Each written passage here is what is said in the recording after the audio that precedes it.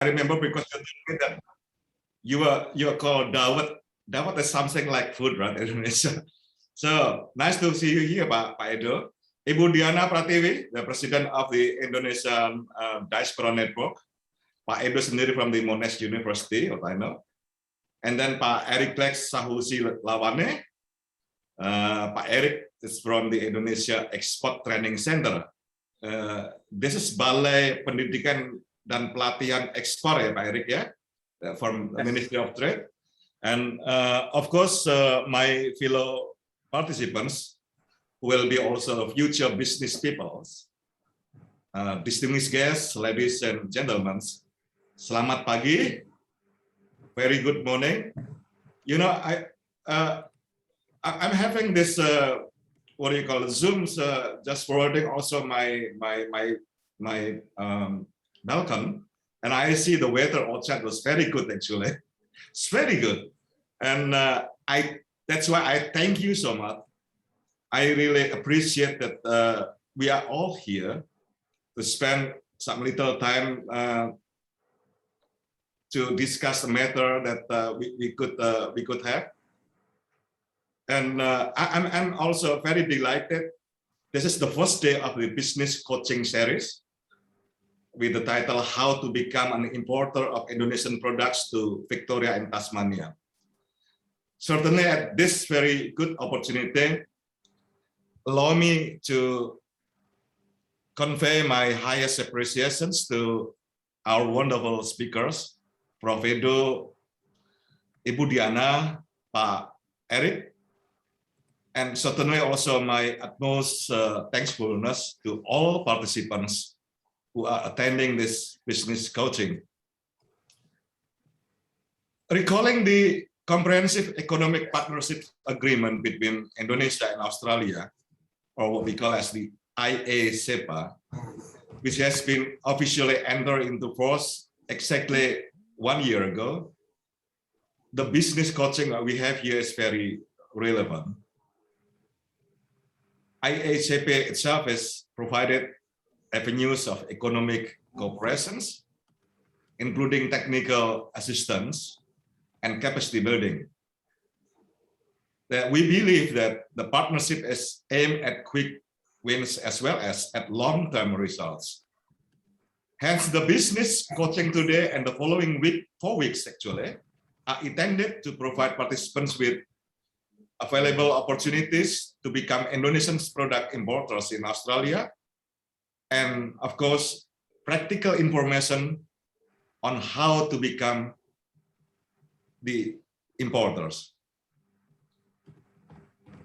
Ladies and gentlemen, we also emphasize the participants of students in this business coaching, since we genuinely believe that our young people here will be the backbone to further Indonesia-Australia economic relations in the future.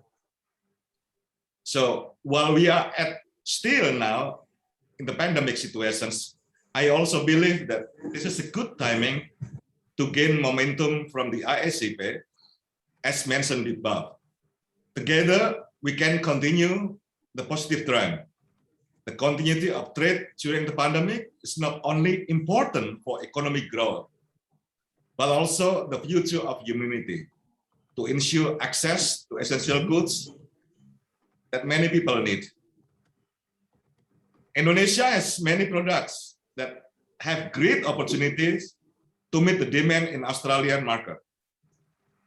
You can name it, like food and beverage, furniture, plywood, apparel, fertilizer, medical supplies, coffee, spices, and so on. In the future, we also aim to boost trade in merchandise and service with more added values. Distinguished guests, ladies and gentlemen, this event is made possible through joint undertakings by the Consulate General of the Republic of Indonesia in Melbourne, our PPIA in Victoria, PPIA in Tasmania, Australia-Indonesia Youth Association Victoria, and then Majalah Buset, atau Buset Magazine, and of course participants as well as speakers. That's why I thank you so much for your enthusiasm in joining this business coaching. Indeed, our collaboration in the business coaching reflects the cooperation of multi-stakeholders. Finally, I wish that the business coaching provides a meaningful avenue for us to share views and experiences, as well as to build networking for our future collaborations. I now hereby declare that the Increasing Indonesian Export to Victoria, Tasmania Business Coaching Series, How to Become an Important of Indonesian Product to Victoria and Tasmania, is officially open. Talk, talk, talk. Thank you very much. Thank you, Bu Muni. I give it to you then. Terima kasih Pak Konjen. Thank you so much Pak Konjen for your kind words. Dear participant, now we are moving to the next session, photo session. So may I kindly ask you to turn on the screen and give the best smile of you. Mas Lukman, please lead us in this session. Okay, Bu. To dear all participants, please be ready for the photography session. So 1, 2, 3. Once again. 1, 2. Please be ready first. 1, 2, 3. Once again. 1, 2, 3. Okay, that's it. Thank you. Thank you so much, Mas Lukman. Distinguished speaker and participants, before we proceed to the presentations, may I announce some housekeeping issues. First, we are recording this event and we will publish it in our consulate YouTube channel. Second, if you have any question, please type it in the chat box and please indicate to whom you address the questions. We apologize in advance if we do not get all your questions. And the third one is we circulate the survey concerning this event. So we kindly you to fill in the form and send us the fill in form before the end of the event. The survey is very important for us to improve our project in the future. So we would like to see how we can go in the future with this webinar. Participants for the first session, we will have two speakers. First is Professor Edward Buckingham. He is the Director of Engagement, Monash Business School. He teaches business and business models and strategy on both the MBA and Global Executive Program at Monash University. Professor Edward will be discussing about the introduction on economic relations between Indonesia and Australia and the Indonesia-Australia Comprehensive Economic Partnership Agreement. So Pak Edward also will be touching the issue about the modalities of both countries, how to elevate the bilateral relations in terms of economic affairs. And maybe finally also Pak Edward will be offering some kinds of any facilities that the agreement offer for business sectors. Please, Pak Edward, the time is yours.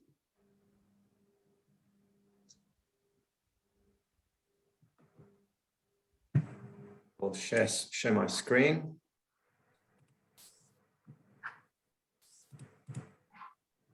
And with a bit of luck.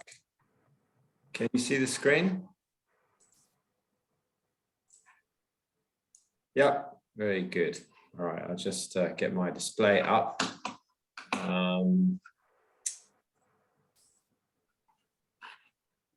So I'll make sure that you can see it clearly. Let's get my screen adjusted. There we go. All right, so welcome and so grateful to have this opportunity. Pak Kuntoro, very nice to have you in Melbourne. It is really terrific that we are organizing events like this. I think one of the things that drew me to this event was this idea that we could mobilize.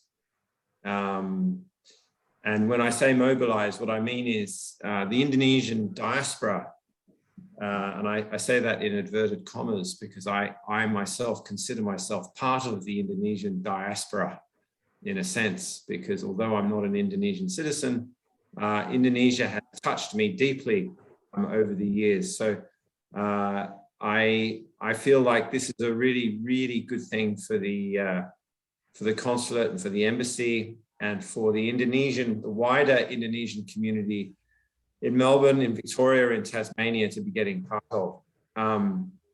It reminds me of the years after I returned from studying at UGM in Melbourne. We had something called the Paguyuban Jawi that used to get together every weekend or every month, more or less, to speak Javanese and eat guduk. It was fantastic fun. But today we turn away from the social for a moment, and we look at the economic. And we have had this most almighty breakthrough a year ago. Pak Kuntoro refers, of course, to the IA-SIPA. But what does it mean? And frankly, what opportunities does it present to us? Because most of us on this call are not oligarchs. We do not own conglomerate.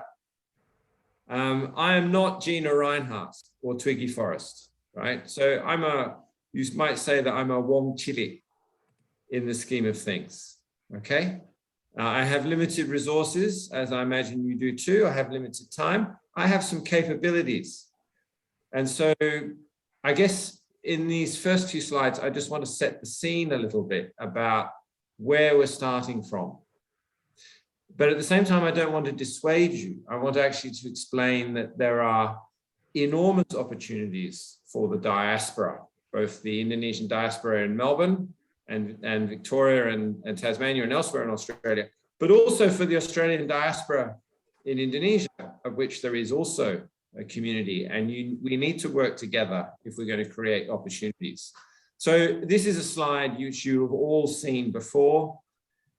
Indonesia's working age population is swelling, meaning that it is a really, really good time to be investing and trading. If we delay this for much longer, we miss a golden opportunity to change the direct trajectory, the economic trajectory of Indonesia. And Indonesia needs capital. It doesn't, I don't think, I'm a great believer that Indonesia actually doesn't need more debt. A lot of your financing so far has been based on borrowing money on international markets. The problem with borrowing money is that there really isn't any capabilities transfer. Nggak ada kemampuan yang masuk. But if you have penanaman modal, that is to say, if people invest cash, if they invest assets and so on, then you have a transfer of capabilities. And that is very important if we want to raise productivity in the Indonesian economy. So again, the diaspora has a really important role to play as a mediator, as a conduit, as a channel for, even if it's not their capital, but as a means of helping the transfer of technology and capabilities to the Indonesian context. And that is not to say that the capabilities here will match perfectly with the economic context in Indonesia.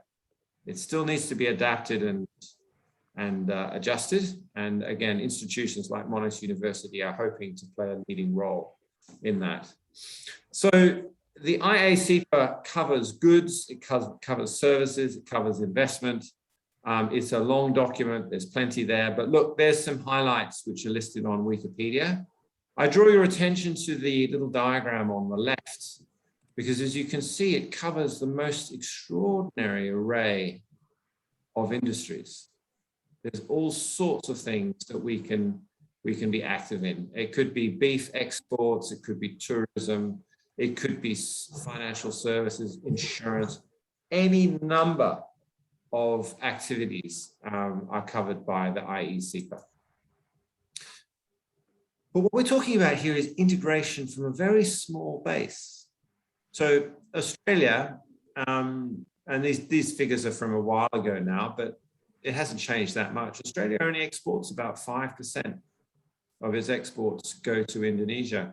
And sorry, from Indonesia to Australia is only about 5%. And from Australia to Indonesia, it's not even 2%. So we're neighbors, we're close neighbors, but in fact, we really haven't been very good at trading with one another. And there are all sorts of structural reasons for this, and you can see it in the charts that follow. Australia is very heavily reliant on commodity exports.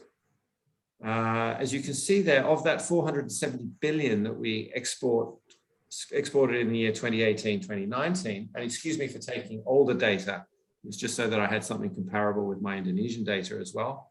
You see that 240 billion were in minerals and fuels. It's a massive amount. Now, here's something to think about. If you want to set up an import-export business in coal, LNG, or iron ore, it's going to be kind of hard to do, right? It's not something that we as Wong Chili are in a position to participate in. You need to have a massive balance sheet. You need to be a big organization. There are a lot of things you need to do before you can enter a market like that. But it's not all bad news, because there's also things like manufacturing, rural, and other goods. And even in the other goods sector, there's $12 billion worth of activity. So there's stuff that we can do. We don't necessarily have to, and it doesn't always make sense to focus on the biggest sectors. If you look at Indonesia, commodities dominate the exports for Indonesia. And there we go. Those are the exports in 2018, similar to Australia there. And it's a bit over 200 billion. So roughly half the export rate that Australia has. There's a good reason for that. Indonesia is a big country with a lot of people. A lot of demand is actually just simply domestic demand. And that's different because for Australia, we're a relatively small country. We're very exposed to international markets, and that's how we make our bread and butter. So we shouldn't look at the relative size of the exports, because after all, these are very large figures. We need to look at the composition of the exports. And as you can see there, palm oil, again, this is an area for conglomerates, coal, another one, they dominate. But there's also a whole stack of stuff that happens in travel and tourism where we see micro enterprises, some also in manufacturing and so on. So there are opportunities for, shall we say, smaller entities to get involved in the big story. But the other thing that we need to bear in mind is that the trajectory of Indonesian exports is changing. If you look back in the 1980s, it was absolutely dominated by oil and gas. And you remember that Indonesia for a while there was part of OPEC, and for very good reason. But that export profile shifted. And as you can see now, other manufacturing, basic and heavy industries have really swelled. In fact, what you've got now is a much more balanced export profile than what we had in the past. I'll continue on here. If you look at Australia by comparison, you see that, in fact, our export mix is relatively stable, except for this aberration, which is the export of resources. And of course, we all know what that's about. It's mostly iron ore and liquid natural gas and coal, which we're exporting into Northeast Asia, very often China, but also Korea and Japan. Again, Indonesia exports coal and LNG into those markets, but not iron ore. But iron ore is the big one for Australia. So in that sense, you might say, well, look, we're actually rivals. But the reality is that we're not, because behind all of these industries, we have huge service sectors. So in Australia, the one I'd like us to think about is METS. So that's mining, equipment, technology, and services. A huge opportunity there, I think, for Australian companies with Indonesians who have trained in Australian companies and so on and so forth, to go to Indonesia and get involved in the METS sector in Indonesia and help Indonesia develop its mineral capabilities. So even when it appears as though there's a competition in the way that things are traded, in fact, there are very deep and well-founded reasons for collaboration. We just need to harmonize a bit on our legal systems and create opportunities which are meaningful for both parties. So what does all this mean for the Indonesian diaspora in Australia. And I realize I'm just hitting 10 minutes. So let's narrow this down a little bit. It's really a very subjective process. What I've cast for you is a picture of how the big boys play, how large corporates interact in the formal sector. The downside with the trade in commodities is that there is very, very little people-to-people interaction. And you can see this at the moment with Australia's trade with China. You look at all of that iron ore that's being shipped. There's maybe 24 people who are actually involved in the trading of that iron ore. There really doesn't need to be a great deal of interaction between Australian and Chinese people in order to sustain that simply colossal business, because it is an object which we ship.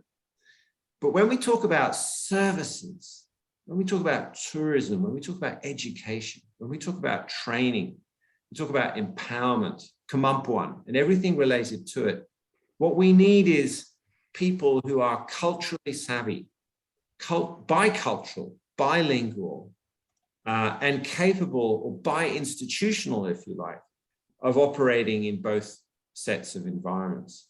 So I guess what I'm saying to the diaspora is you have a competitive advantage. You have an opportunity to arbitrage between the institutional environment in Australia and the institutional environment in Indonesia. And so you need to choose the game that you wish to play, the business that you want to be in, based on where your capabilities will give you the strongest competitive positioning. And again, that might not be in commodities. It might quite likely be in sectors where having that deeper understanding of both cultures gives you a real opportunity to shine and develop your own unique position in the marketplace. I think I'm going to pause there because it's 12 minutes and we'll come back for questions and we'll elaborate further. Thank you very much. Thank you, Professor Edward Buckingham, for your presentation. Now, may I invite Ibu Diana to present your thought and views regarding the opportunity provided by ASEPA and then also the roles that the diaspora Indonesia can play in this regard. Please, Bu Diana. Thank you very much, Ibu Muniro. Good morning, everyone. First of all, I would like to thank the Consulate General of the Republic of Indonesia for the opportunity to contribute to this business coaching series. Hopefully, this can prepare Indonesian students who are currently studying in Victoria and Tasmania education to become exporters when you return to Indonesia. Based on Australian government study, the alumni are contributing to the achievement of the country, development goals in the hometowns, and support regional developments. As Victorian and Tasmanian alumni, you can provide invaluable support to open the market for Indonesian products to Victoria, Tasmania, and Australia. So this one is the landscape of economic relations between Indonesia and Australia. Indonesia is the world's 16th largest economy with GDP of 1,089 billion. And Australia is the 12th largest economy with a GDP of 1,985 billion. Victoria and Tasmania account for 25% of national GDP. Indonesia's economy is largely driven by domestic activity rather than export, thanks to Indonesian population, which has reached 270.20 million in 2020. However, the government of Indonesia wants to increase export and has some initiative to achieve it, such as Acceleration Collaboration Program for some small and medium business, IAEU SEPA, other free trade agreement, and ISEPA, which apply to us here. People may think Australia doesn't have a huge population to export the products to Australia.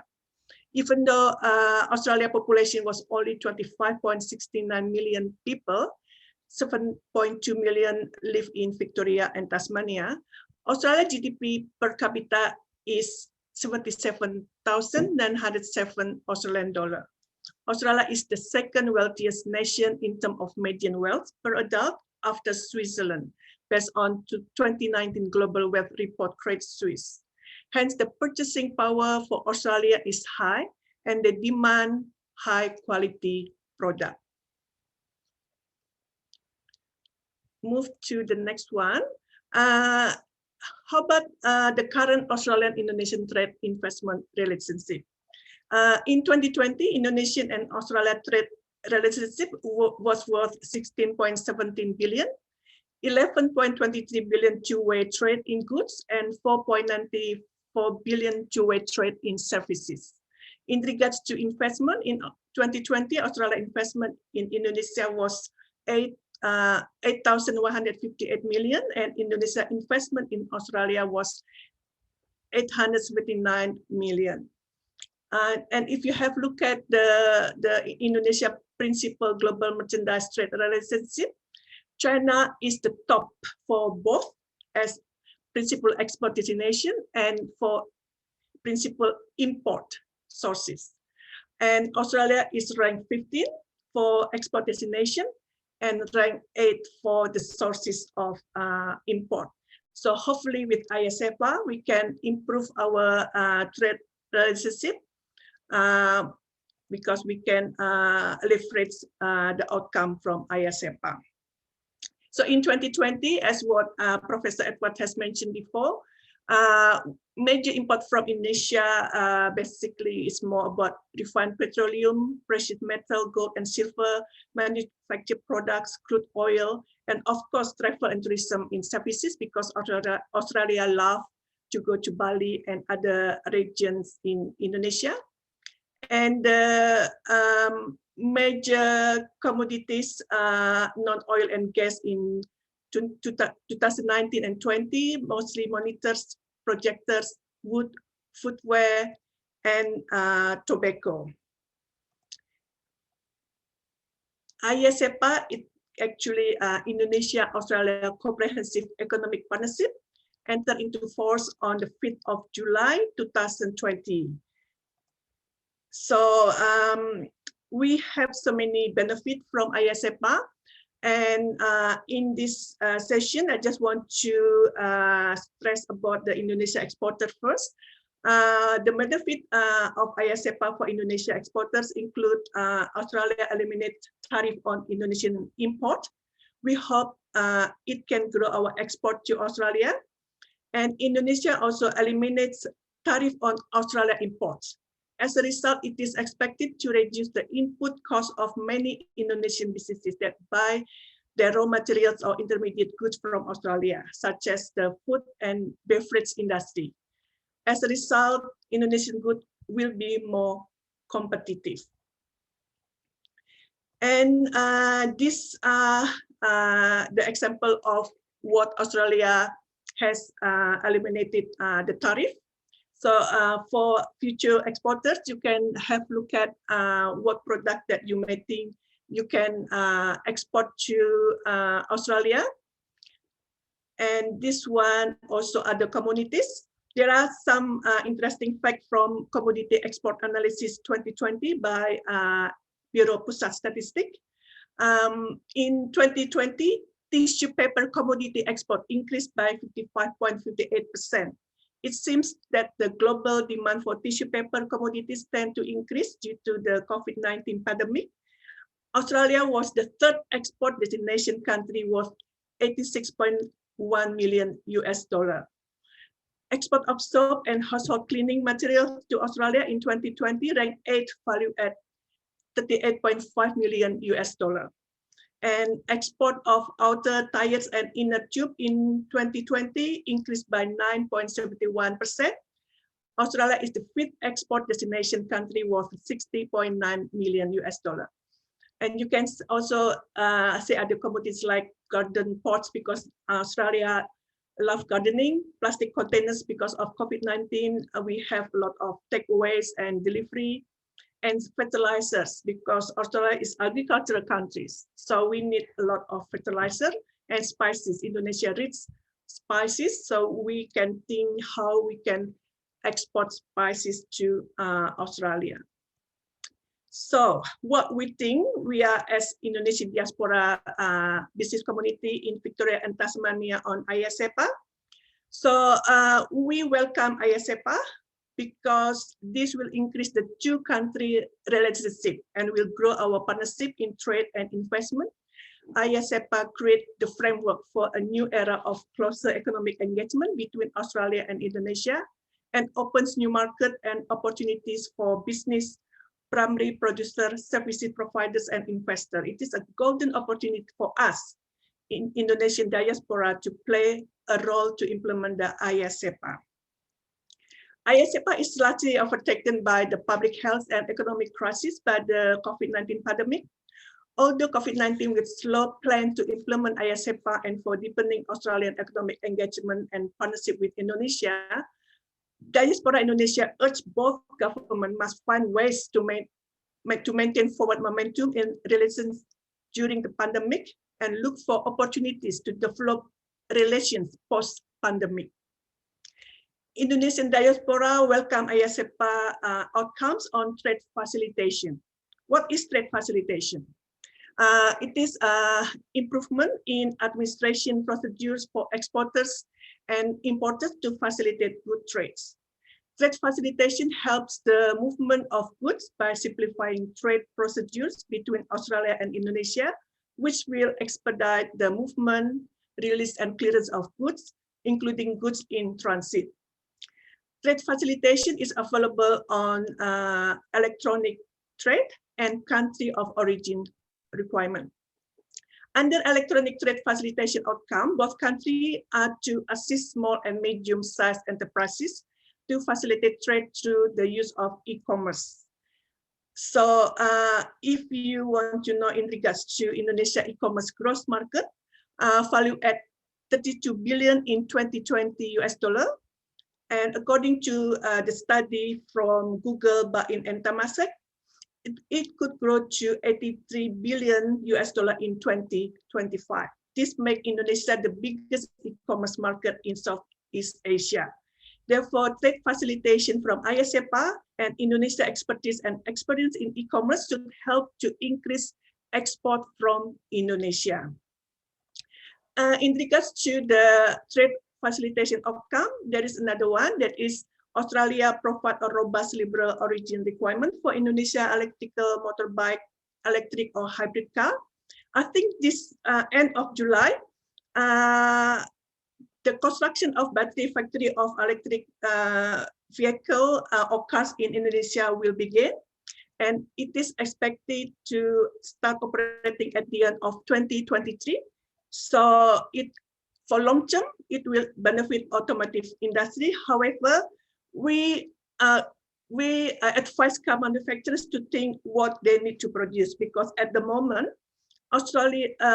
Indonesian auto industry mostly produce multi-purpose vehicle or sedans, while Australia prefer SUV, sport utility vehicle. So you think for the long term, in regards to this second trade facilitation outcome.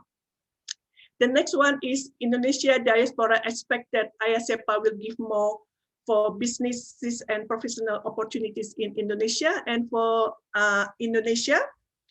And we feel that ISEPA can contribute to Indonesia developments and economic goals and human resources development.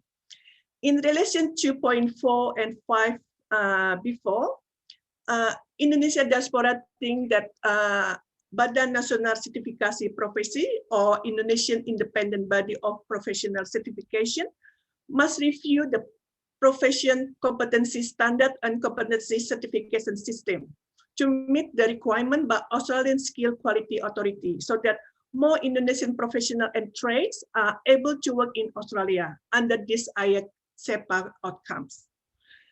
With ISEPA, Indonesia should aim to match Australia's strengths in technology and process by learning from Victoria and Tasmania expertise and experience in vocational and skill-based training. There is a joint funded economic cooperation program which can be used to facilitate an exchange program for teachers from Australia and Indonesia for the purpose of increasing industry understanding and to close the gap in training in Indonesia Tech School or STM, Politeknik, PPKD, Pusat Pelatihan Kerja Daerah, Lastly, we feel our trade in Indonesia should work closer with central and local government, business association and council and other related parties to help small and medium enterprises to understand how the biosecurity in Australia works, and should aim that they are able to produce goods with meet Australia standard.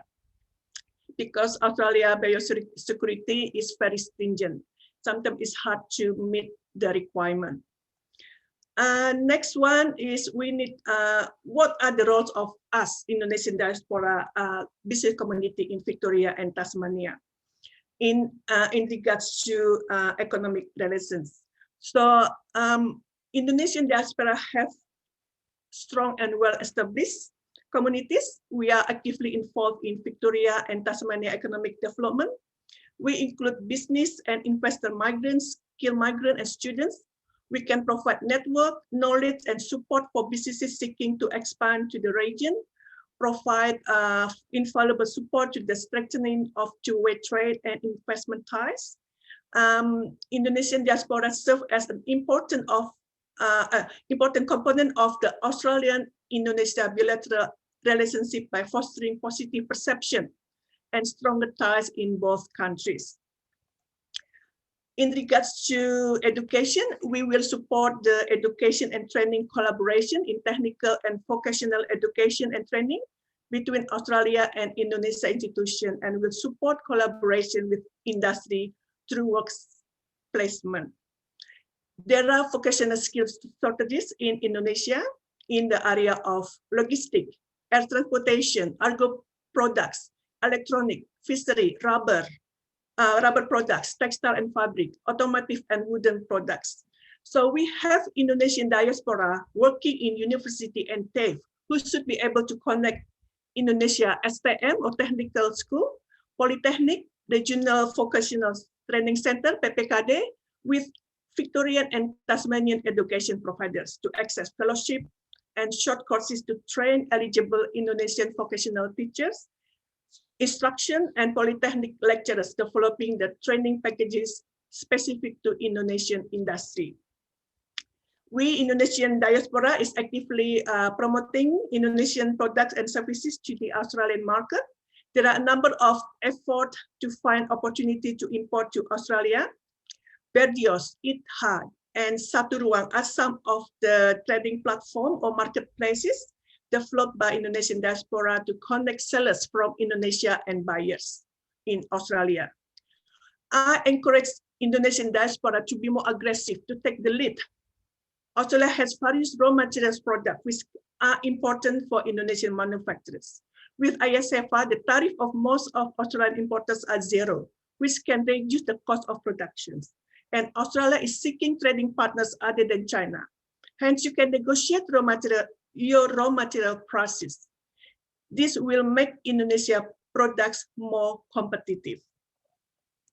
And lastly, also in regards to our role, is there is an Indonesian diaspora who set up an incubation for startup and which provide mentoring and coaching entrepreneurs and innovators from Indonesia, for example, incubation that conduct a business mentoring program. And if you're a student in Victoria, there is a Future Founder Program 2021, which you can enroll. This pre-future program 2021 for international students who aspire to be entrepreneurs and ready to commit to developing a business idea while you're living and studying here. Please take this opportunity. You can go to this website if you want to register this program. And these are some important websites for you to visit to find out more information in regards to ISFA, in regards to biosecurity, and how to import food standard Australia, New Zealand, etc. So that is my last slide. Thank you very much for the opportunity. Hopefully the information will be useful for the future exporter. Thank you. Back to you, Bu Muniro. Thank you, Ibu Diana, for your presentation. It is very comprehensive, especially for the people who are aspiring to be a businessman in the future. So you already mentioned about what kinds of facilities also the diaspora Indonesia provide for them, something like incubators. I think this is very interesting issues. While waiting for the question from our student, from our participants, I would like to remind all of us that please kindly fill in the survey that we already put in our chat box. While waiting for the question from the floor, may I ask question? First, actually, I would like to ask to Professor Edward Buckingham. Many scholars or researchers said that the agreement, Indonesia-Australia Comprehensive Bu Economic. Munira, before you proceed, can I say something a little bit? Oh.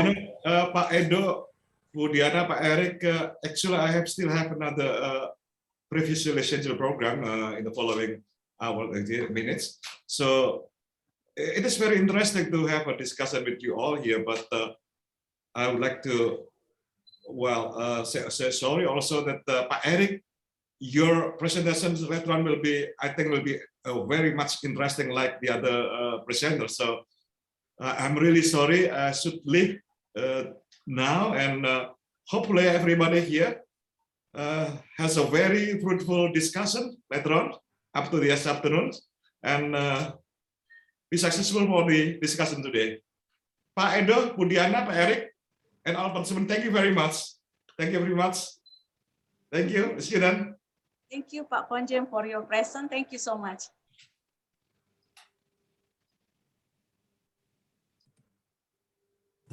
Okay, so let's continue our discussion. As a matter of fact, some researcher or scholars said that the agreement is very comprehensive, because I think the agreement is, compared to the previous agreement, it is very comprehensive if you compare to a free trade agreement, because free trade agreement is only speaking about the trade facilitation, whereas the ESCPA agreement also covers some kinds of investment, economic relations, and then development between two countries. And my question to Pa Edward is that the concept of economic powerhouse, some researchers that Indonesia and Australia could be in the future project to be some kinds of production base to produce some kinds of manufacturing or services for the other country, not only for Indonesian market or for Australian market. Could you give your thought on that issue, Pa Edward? So yes, it's totally possible. What Australia needs is a market. That's why we're very keen on free trade agreements, because we're a small population. And that enables us to develop some very big industries, like the mining sector. We mine not just for Australia, in fact, we mine for the world. Indonesia has a big market. So there is a natural synergy there between the technology and the capabilities in Australia and the potential of Indonesia. The question is really, what is the best way to unlock that potential? And as I've alluded to earlier, just trading commodities doesn't really lead to a lot of long-term stable integration. You're reliant on just a couple of people to run the trade. What we really need is more of what we heard from Budiana earlier, which is a much larger number of small and medium-sized companies doing business between Australia and Indonesia. If we do that, then we have a much higher likelihood of being able to unlock that potential as a powerhouse, because instead of betting everything on one or two companies to be successful, if we had thousands of companies that were investing and working together across these borders, then one or two of them, three or four of them, half a dozen of them would grow into becoming big companies. And another thing about free trade agreements, which this is a bit controversial, but I feel I need to make this point. It's often governments sign free trade agreements and economic collaboration agreements, but their populations are not ready for them. So there's a reckoning that happens 3 or 4 years on. If you don't invest in the people-to-people equation and you just are transactional, then you get trade, but you don't really get economic integration. If you invest with one another, if you open up your immigration system, if you allow, for example, more Indonesians to come to Australia to study, more Indonesians to come to Australia on holiday visas where they can work and so on, and the same for Australians to go and start, go and do things in Indonesia, make the kantor imigrasi a little less scary, right? Because the kantor imigrasi it's a hard place to go. A hard place to go for Indonesians, and it's a hard place to go for Australians or foreigners in Indonesia. If you can reduce those transaction costs, then what ends up happening is you have much more people-to-people relationships. And if you have that, then it reduces the volatility in the relationship. It was only 5 or 6 years ago that the relationship was very difficult. It's become very much better in recent years, I think, because of that people-to-people relationship. But just one of the last thing, and I say this because I'm deeply involved in it, but the Monash University campus in Indonesia is a huge part of that investment. That was one of the commitments that the Australian government made to the Indonesian government, was that we are not just going to trade. This is not going to just be a transactional relationship. We want a deeper cultural, political, economic, investment, trade based relationship.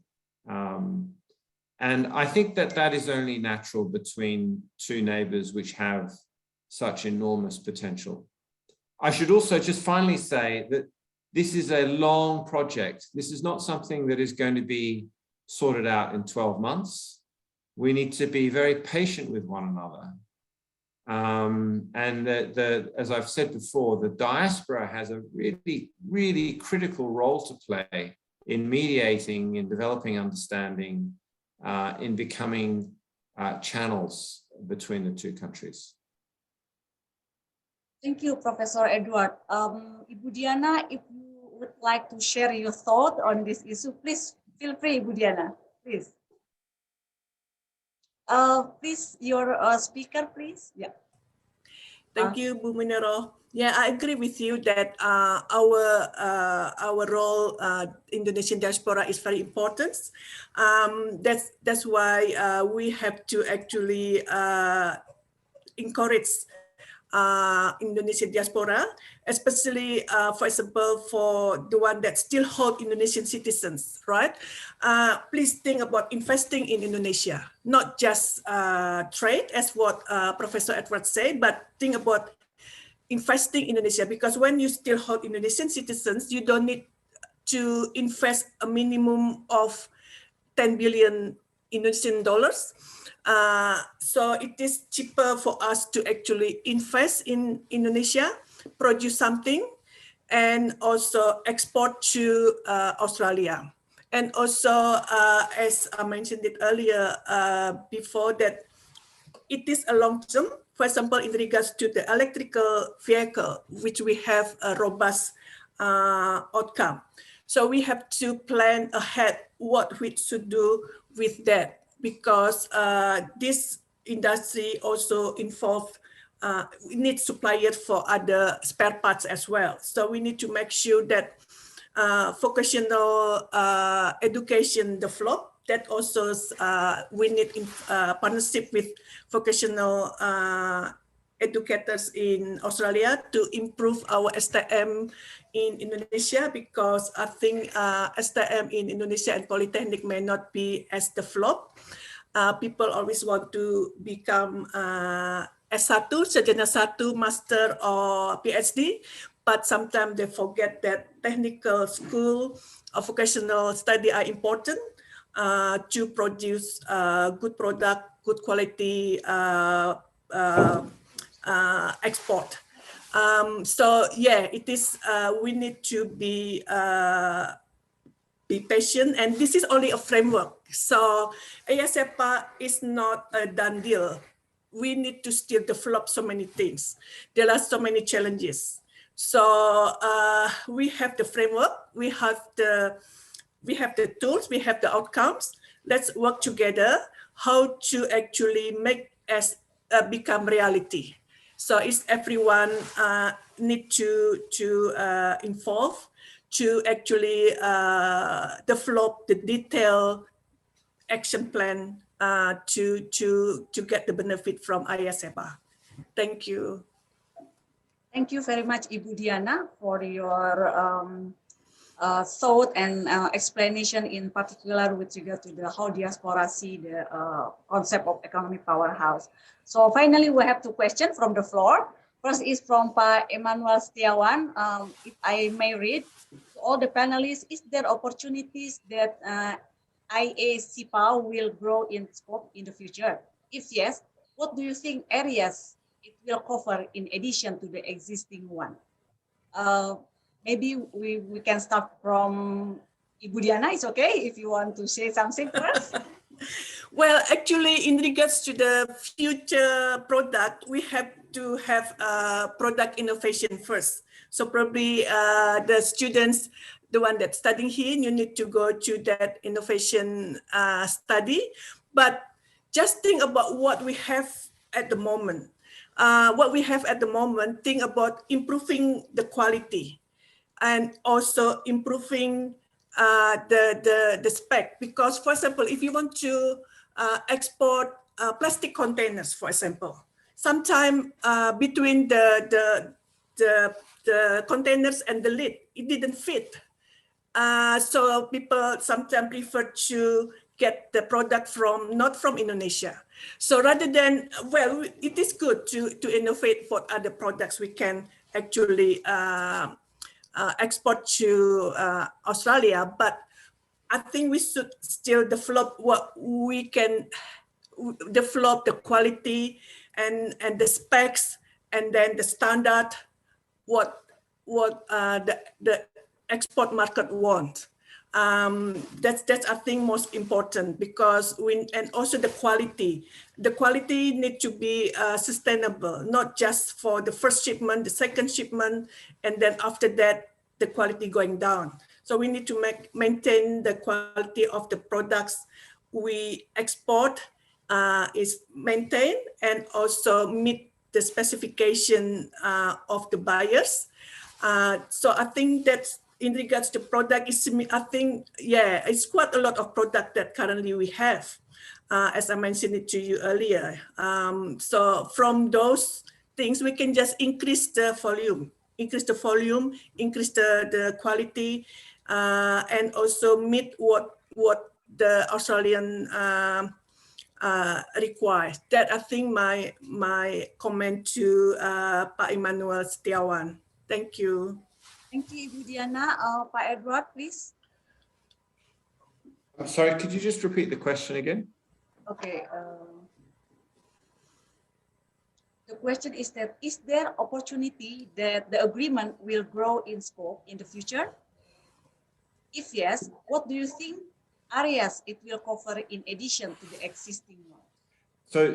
So scope is a really interesting question. I mean, if you look at other countries that have signed free trade agreements, and you can see them evolving over time.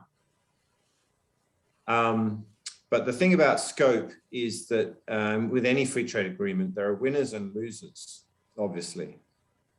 And they can go backwards. I mean, you just need to look at what's happened with Brexit, with the UK, and the way that they very sadly moved away from the European Union, in my opinion. They had their reasons for doing it.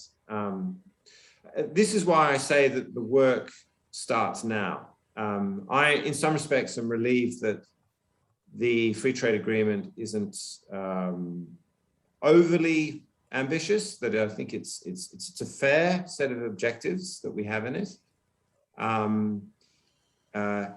Because it's a case of alon alon waton klakon pa, right?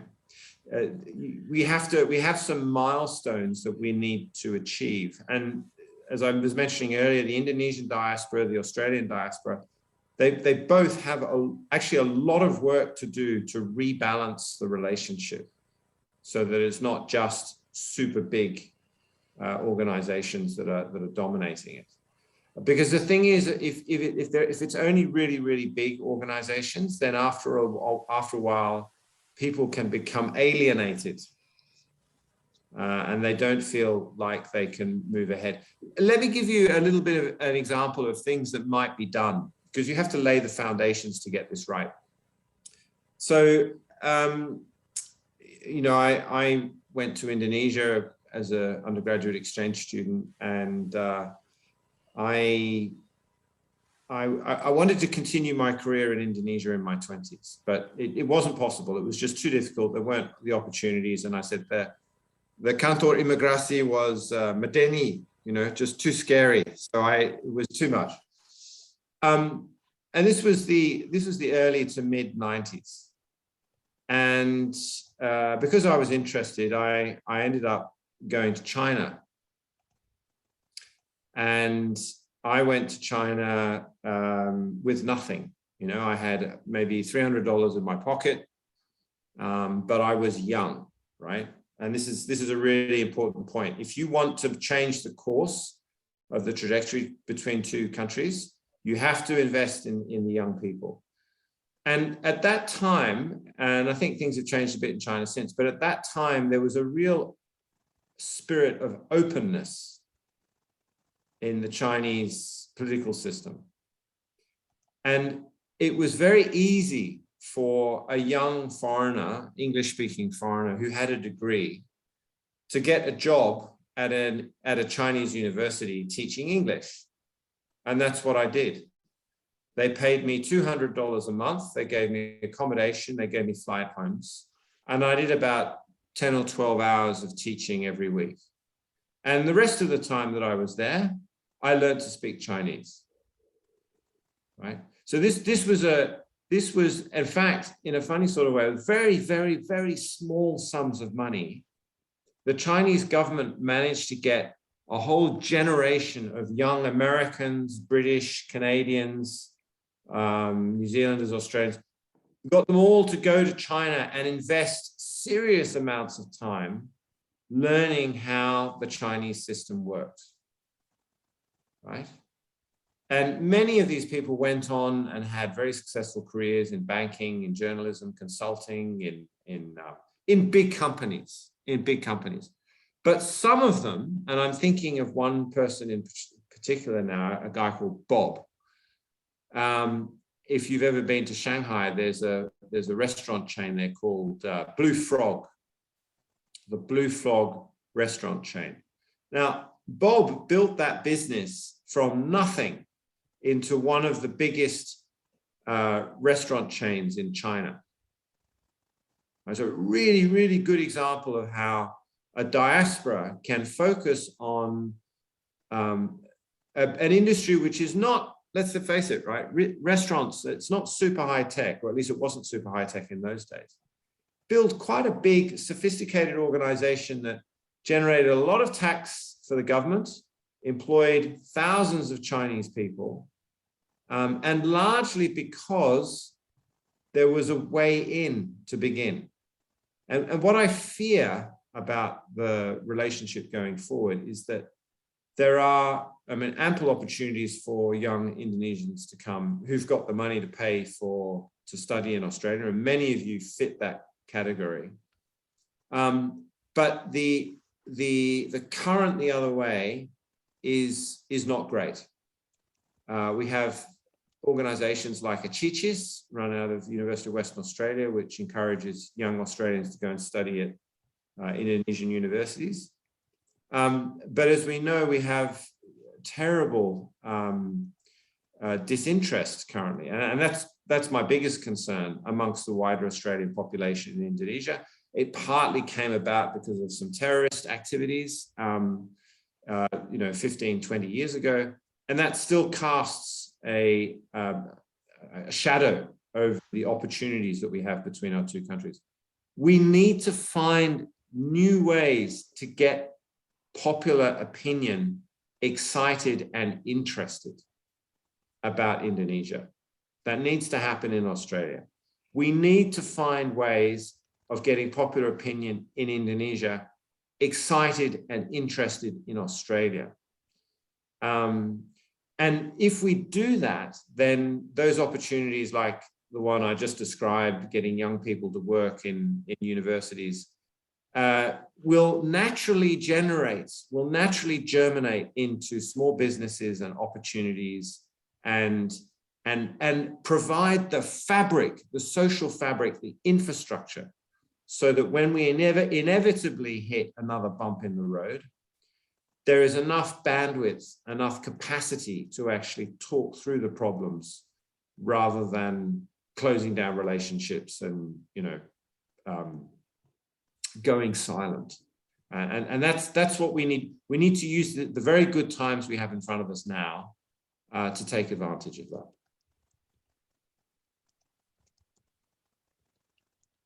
Sorry, Muniro, you're on mute, unfortunately. Thank you, Pak Edward. Thank you so much, Pak Edward and Diana, for your answer. I think we will be closing to our end of our session for first session 1. We are very sorry for some people who already posted a question in the chat box, but the time doesn't permit us. So we will close session 1 and then we will move to the session 2. Pak Edward, thank you so much, Pak Edward, for sharing with us. Ibu Diana also, thank you so much for sharing with us. And then if you would like to say, feel free to do so. But if you would like to leave because you have another engagement, please do so also. Thank you so much. Thank you. I would like to stay, but I must go to another appointment. But thank you very much. Thank you, Pak Edward. Thank you so much. Thank you. Thank you so much. Thank you. Dear participant, now we are moving to the session 2. Pak Eric is already here. Pak Eric Leksahu Silawani is a coach at export coaching program at the Ministry of Trade of the Republic of Indonesia. Pak Eric Lex holds master degree in management from Perbanas University, and he is the recipient of Facilitator of the Year 2019 award from the Ministry of Trade of the Republic of Indonesia. Bapak Eric will share with us his knowledge about how to be importer of Indonesian product to Australia. In particular, he will be discussing issues about process of procurement and also Indonesian export regulations. Pak Eric, please, the time is yours. Thank you, Ibu Muniro. So I would like to greet Ibu Diana. Thank you for your presentation. It's awesome. You have some questions there. If you're here, you can address them. No, I'll let you start. Maybe some of them, maybe you need to answer in regards to the training, that kind of thing. So that's fine. All right. So good morning to everyone, the participants. Thank you for your time, because I know this is Saturday and it's Konjan has said, it's an amazing weather there in Melbourne, also in Indonesia. And it's quite morning here, 4 hours different. And I would like to share about in the first week about the opportunities to be a trader. Now, the 3 goals that I would like to share. First one is the product procurement process for traders. Second one is the import-export regulations. The third one is show me the money. Just like in the Jerry Maguire movie, show me the money. Because time is money. And so in a way for me to thank you for your spending your time, I will show you how to spend your money to get more money as traders. Right. I'll start with the first question. What is the process? Wait, let me get this away. Okay, what is the process of product procurement in Indonesia? There are many stages, but I'm trying to make it simple for you. There are 5 stages of products procurement process. The first one is need identification. In my experience, the best products that are well sold in the market is the ones that fulfill the needs and the wants. Needs and wants are different. According to Philip Kotler, need is state of felt deprivation. You're deprived of something, and so you want something to fulfill that gap. Right? So you start by identifying the surroundings, like what do the people need. For example, right now people are working from home, people are studying from home. They need to drink something, they need to eat something, munch on something while doing that activity, maybe munch on something salty, munch on something sweet, or something sweet and salty, but not something sweet that alive, because that would disturb you. For example, you see that, oh, many people like to spend a munch on something sweet. Now, let's start with brownies. Brownies is sweet, okay? And after that, you try to find a vendor in Indonesia. You select the vendors. You have brand A, B, C, D, E. And for example, you choose brand A. Brand A is, if you went to Bandung and then you remember, oh, there's a good brownies in Bandung. It's called Amanda Brownies. I want to start with that. So you communicate with the supplier.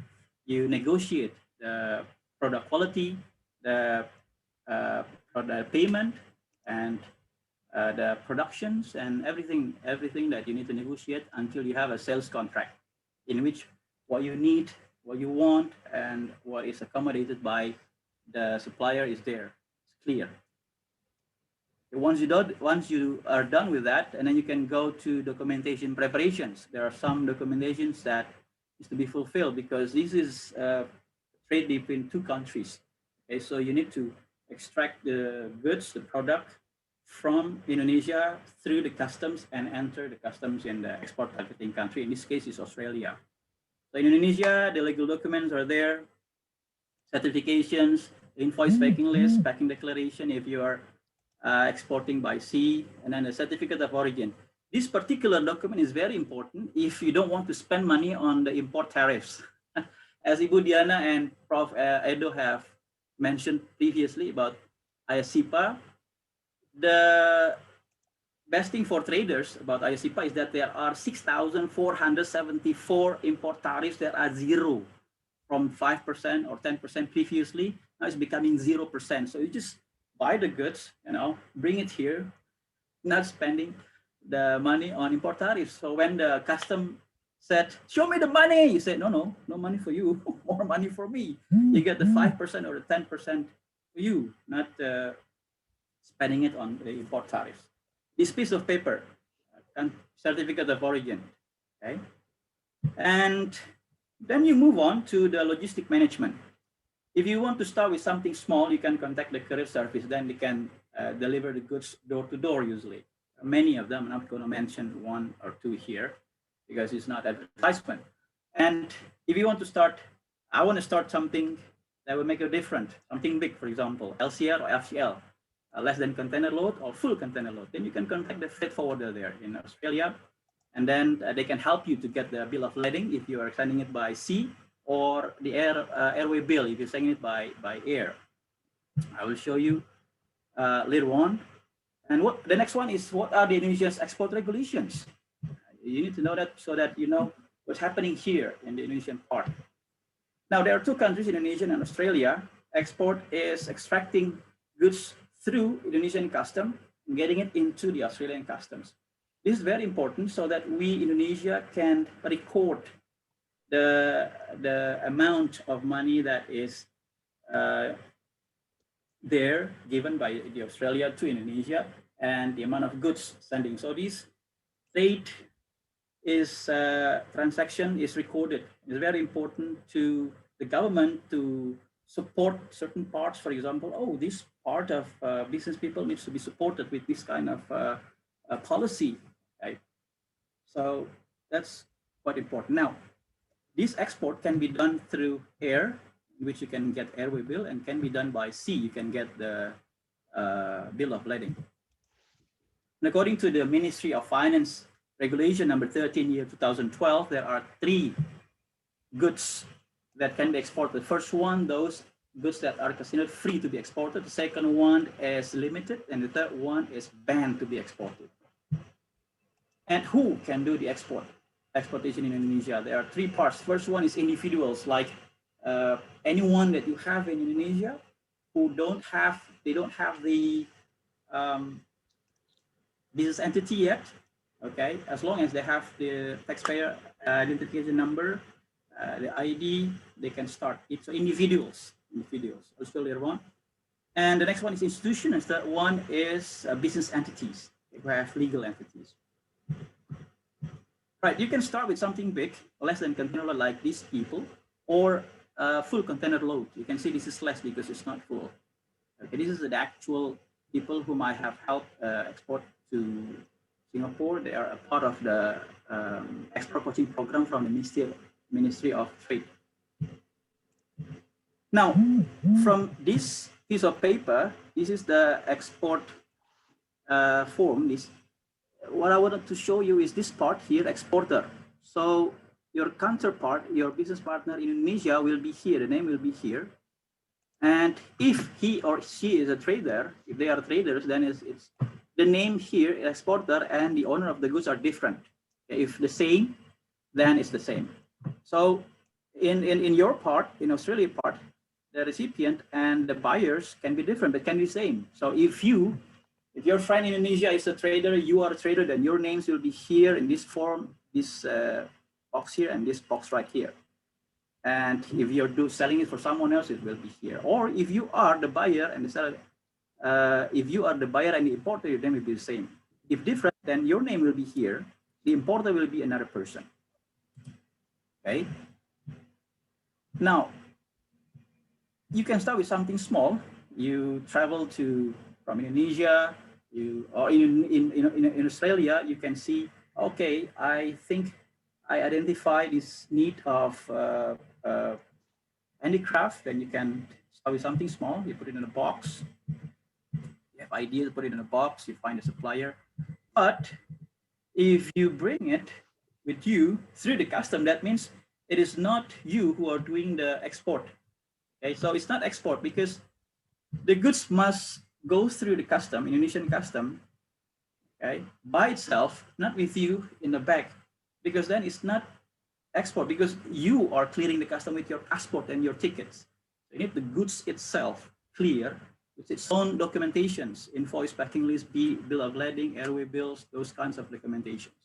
The goods must travel by itself with the documents, okay, from Indonesia to Australia. And then you also must know the import regulations because you must comply with the Australian consumer law. Basically, it's about labeling, guarantee, refund policy, and product safety.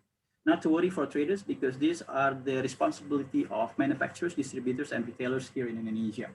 You just need to tell them to comply with it. Okay. You will learn more on the next week about labeling and standard. So if it's about food, because the first example is about food, brownies. So if you don't comply with this, your product will be recalled, and that's a big problem. You see, labeling is not simple. That's why you need to join the next week because talk more about labeling. I want to take one example, number 6 here. The ingredient list. The ingredient must be listed in descending order by ongoing weight. So if an ingredient is listed near the start of the list, then it is the more ingredient of the other. For example, is this one, whole milk. So this product has more percentage of whole milk, descending until sugar, strawberries, and etc. If you don't comply, then food recall. 2018 recall, undeclared allergen, labeling error. Recalled, undeclared allergens, cashew and almond. 2019 recalled, and the trend is going up. Okay, which is good. Why? Because because you know this, then you don't do this. So you are better prepared. Okay, so that means more products are recalled. It's a big chance for your product not to be recalled. So it's like 10 products is coming to Australia, and 9 are recalled because of undeclared allergen, microbial, and stuff. Your product is accepted. It's just good, right? So less competition, more money for you. Not to worry.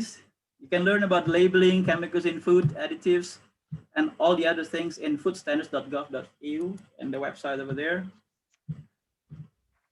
Next, what are the supports provided by the Indonesian government? Well, for a start, 6,474 import tariffs become zero.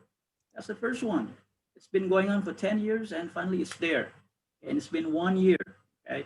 So please, I think I'm going to witness the birth of Jack Ma version, or Elon Musk or Melanie Perkins version of Australia. Okay. Because 1 year.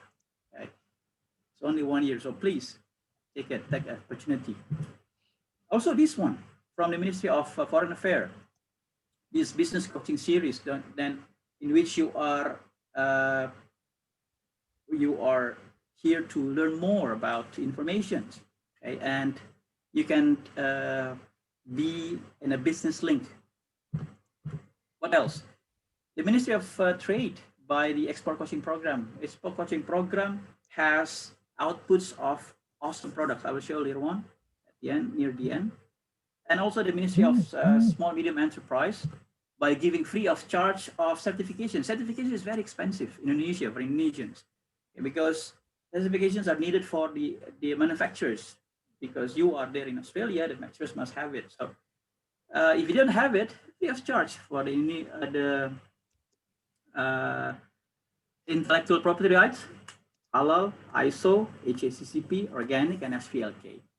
Those are expensive. That's why the government supports by giving it free of charge. But they are not easy, because you will be selected. Okay? For example, here, ISO and HACCP are given for free, but only 100 will be chosen. And there are requirements, but the requirements are not that difficult. Okay, so the company must minimum have like 2,000 Australian dollar of sales per month, 4,000 and transaction in 3 years, and has been in business for 3 years. Not only the government, the cities, the municipals also support that. In Bandung, in Kota Bandung, it's given for free for halal certificates. Okay. I know in Australia, halal certificates is not that big of a deal, but in Indonesia, it is. Okay. And the next one, what steps for importers, in this case traders, should follow to export Indonesian product? Well, your business partner here in Indonesia must possess legal documents, the taxpayer identification number. You saw in the previous export declaration, there is an NPWP there and the name. Okay, so that's NPWP is there, the taxpayer identification number, and the next one is business identification number, or NIB. This NIB must have activated custom access right. Does it have a relevant Indonesian standard industrial classification, or KBLI? And also, it must have an effective trading business license. I'll show you what I mean. So this is what I'm talking about, that piece of paper, the business identification number. Your business partner in Indonesia must have this one. You can start with your friends. Okay, you can start doing this, get some money by having your friends in Indonesia to start becoming a trader.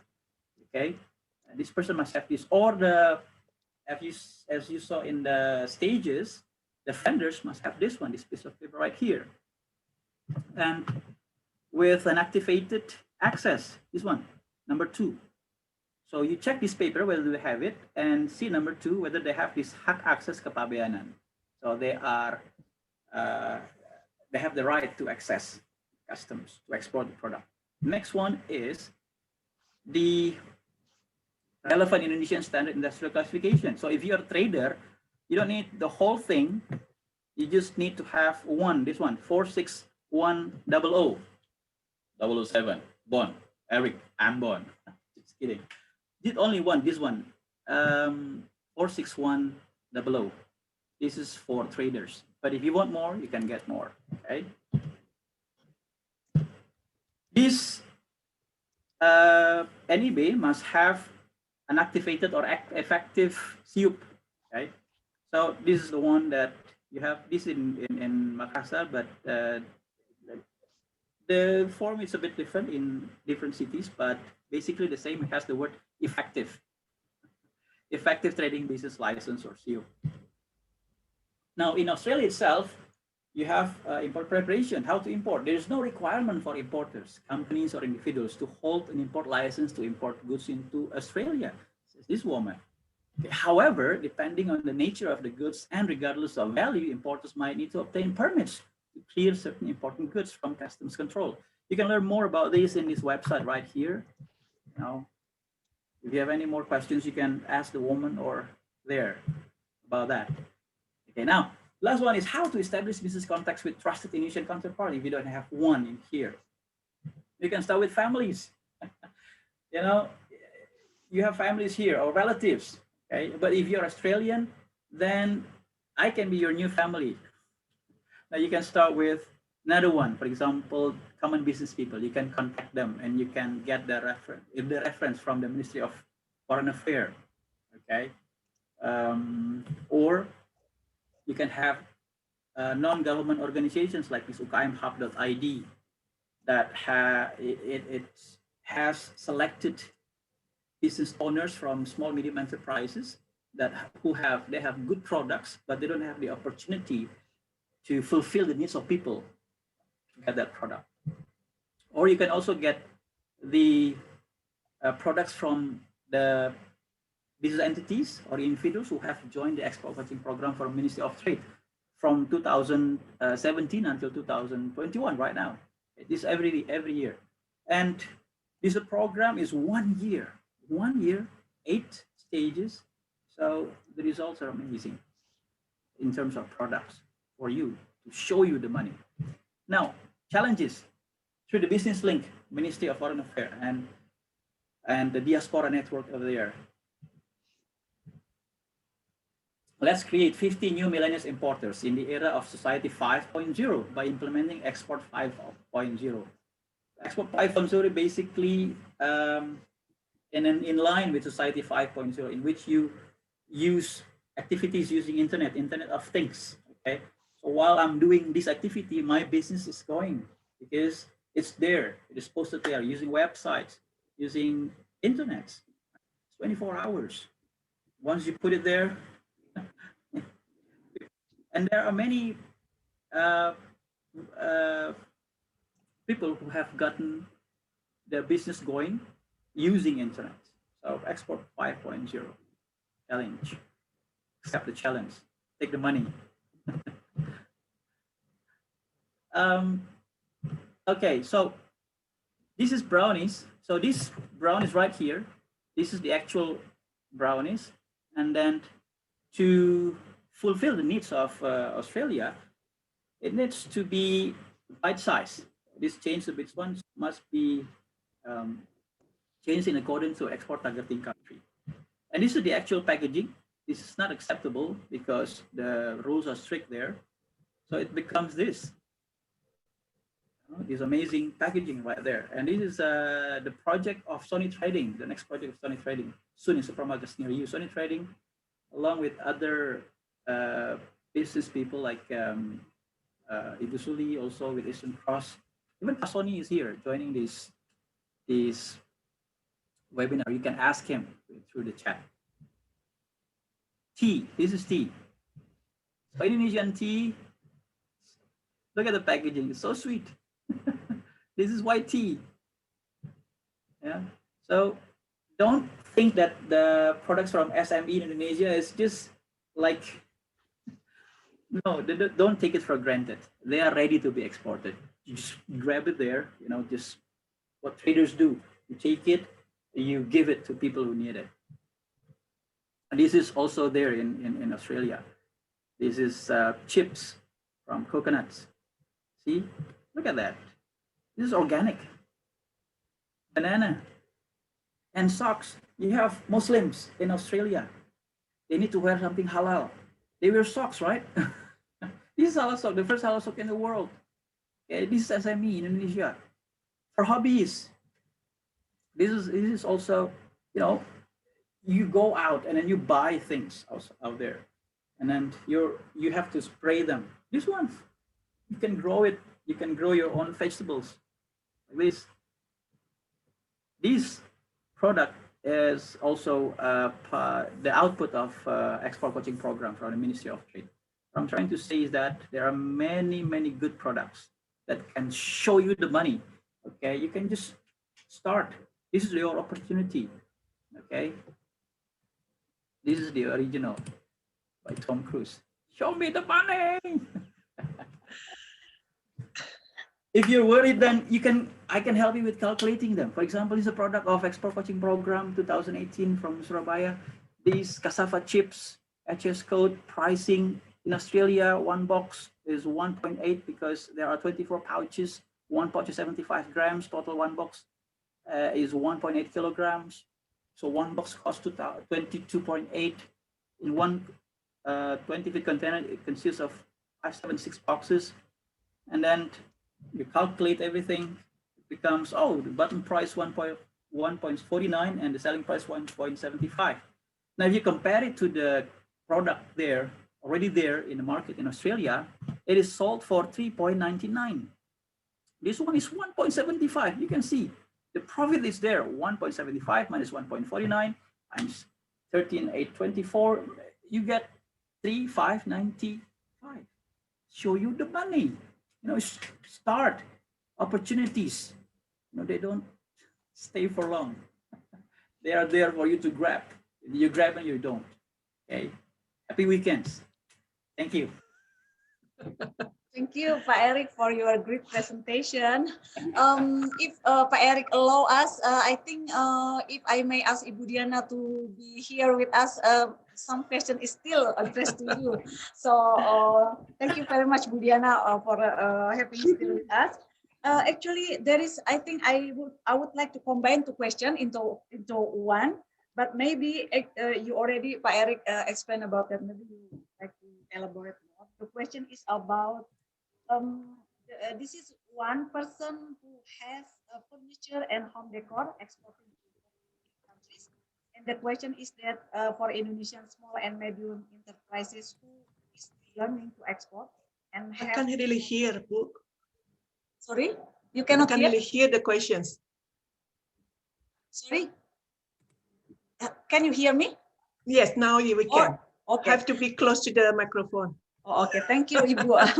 And then the question is that they are still learning. I mean, the small and medium enterprises is still learning to export and has small capacity with whom that they would like to consult in Indonesia if they would like to export to Australia. This is the first question. And then I think some people also asking about if they would like to export to abroad to Australia, what institution they could consult, Pak Eric. Please, Pak Eric, if you would like to share your information, please. Is it for me? Sorry. Yes. Yes. Could you please repeat again? Sorry. First is that this is one person who has the export export company dealing in furniture and home decor. And then the question is that with whom they should work together if they would like to improve the capacity of the small and medium enterprises to be able to export to Australia.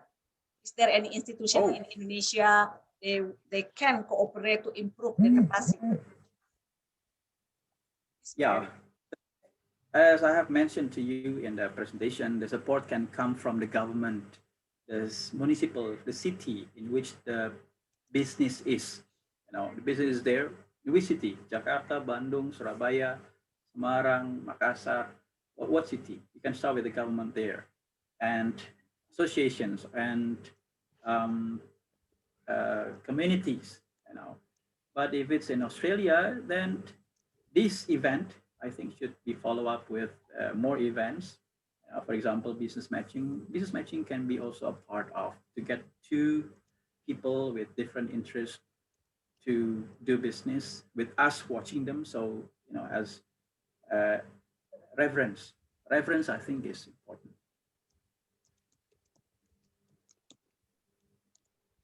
Thank you, Pak Eric. Thank you so much. I would like to address the question to Ibu Diana. There is a question. Is there any assistance from diaspora for small startup business which would like to export to Australia? Yes, we do. We have two institutions which already started. One is the Berdios and also Satu Ruang. So Berdios and Satu Ruang will also assist the small and medium enterprises to develop their product, to improve the quality, and also to meet the pace of Australian market. So if you are interested in regards to connect with Berdios, Satu Ruang, or ITHA, probably you need to join the next session, because the director of Berdios will be on the session.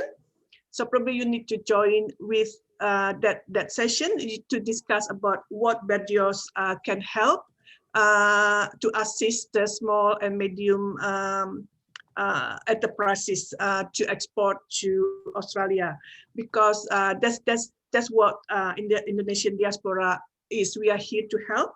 So yeah, please welcome. Please come to that one. And also, other than that, you can also join with the Pendidikan Pelatihan Export Indonesia. There are a number of export training centers in several cities in Indonesia. So have a look at their website to see what workshop, training program.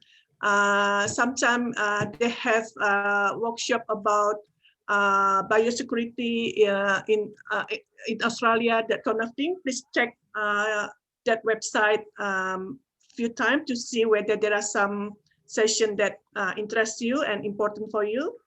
And also, yeah, so basically we are here to help.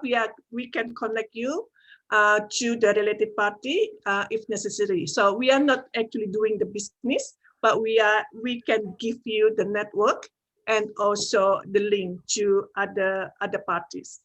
Thank you. Thank you, Ibu Diana. I saw some question concerning the biosecurity issues and labeling issues here. But I think I would like to inform the participants that the week 2nd, which will be held on 4th of August, we will discuss about the issue. So we would like to recommend the participants to check our Instagram and then make sure that you have seat in the next webinar. And I think one question also about IACEPA and then digital economy. I think I found in the question in the chat box.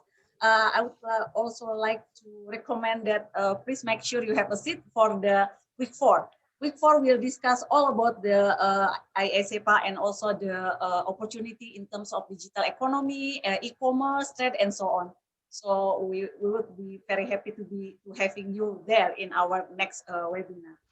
I think the question is already being answered by all the participants.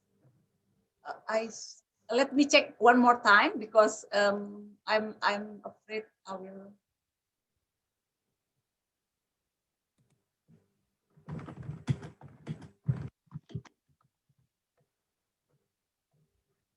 I just hope that you know, what I have shared inspire people, you know, really to take action.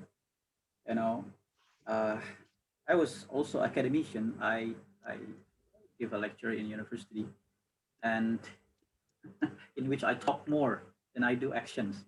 Okay, but in this part of my life as business person, I need to take more actions. And you know, please, when the opportunity is there, please grab.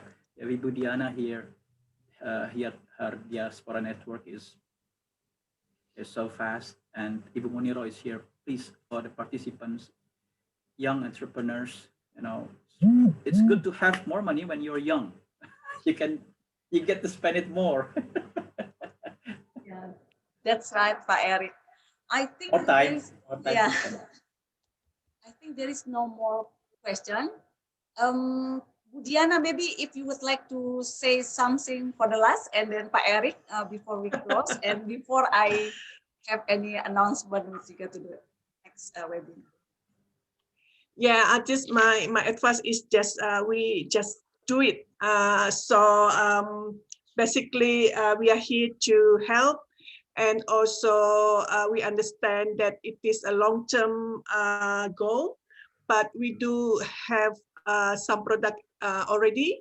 We just need to develop how to become interesting, and just like what Pak Eric give example before, the packaging and also the content of the products, what they are.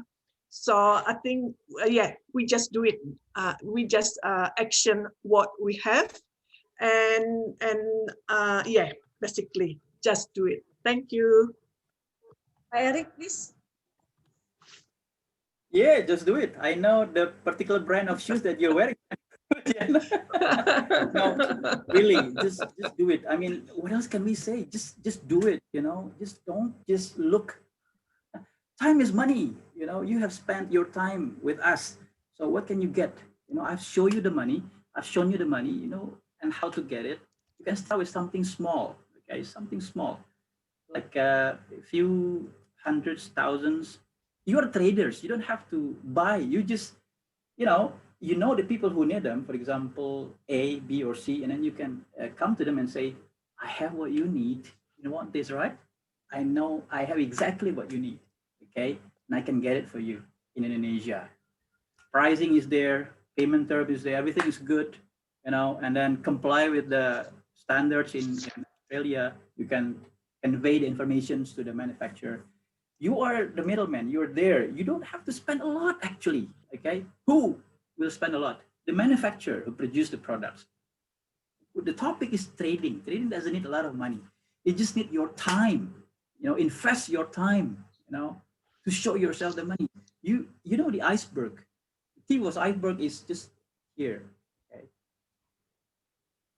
The bottom is a lot. That's why Titanic, when it hits Titanic, as big as Titanic, as great as Titanic, sunk. You know?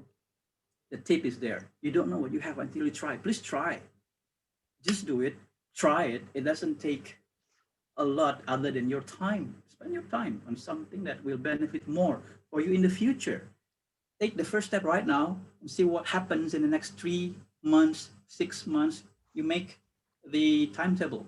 Okay, so you can go and see. You can walk and see, and then you go back and say, okay, I'm doing it right, or no, I'm not doing it right. I must ask someone. You can ask Ibu Muni. Ibu Muni will show you the right path. You can ask Ibu Diana. You can ask me. We are here.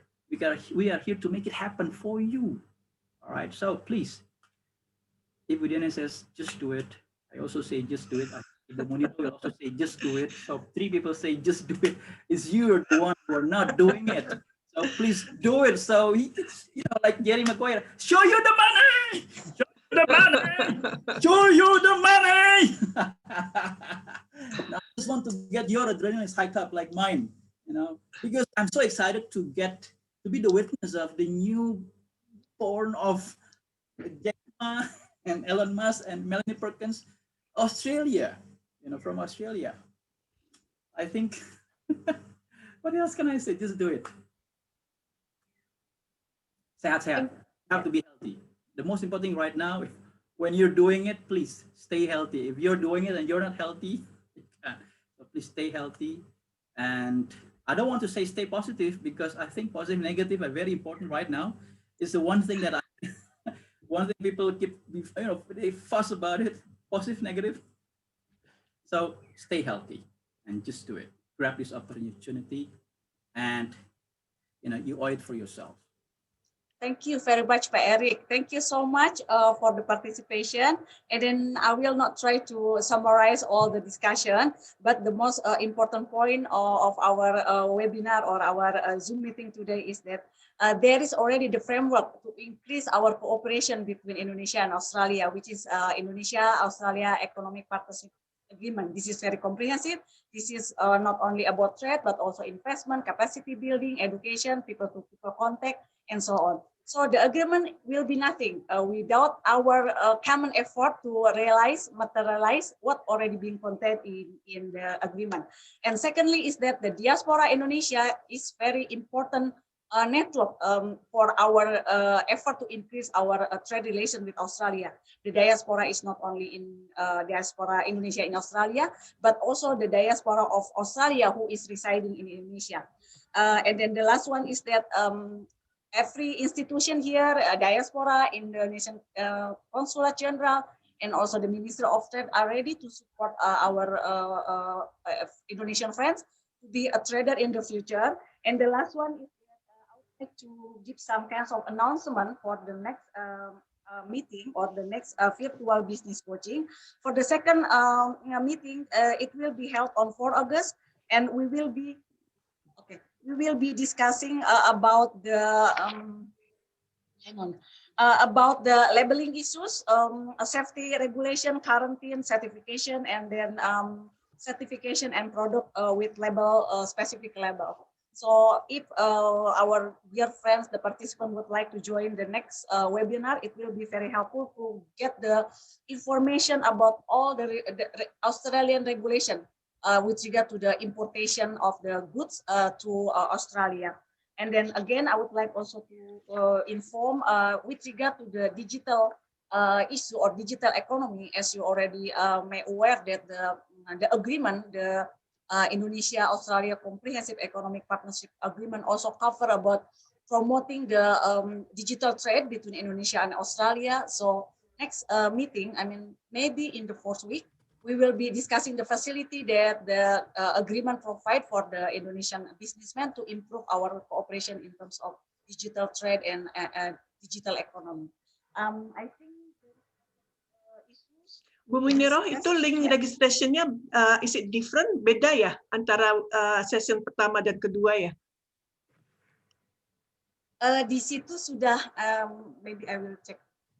We will put in our Katanya beda. Iya Bu, maaf Bu Muni. Silakan Mas Bayu. Beda Bu. Jadi kita akan punya 6 link. Setiap peserta yang mau register bisa diregister di masing-masing link untuk yang minggu depan memang ada 2, minggu berikutnya masing-masing pertemuan ada 1. Jadi kalau untuk link lengkapnya itu sudah bisa di register dari sekarang, ada di IG KJRI untuk semua link untuk pendaftarannya.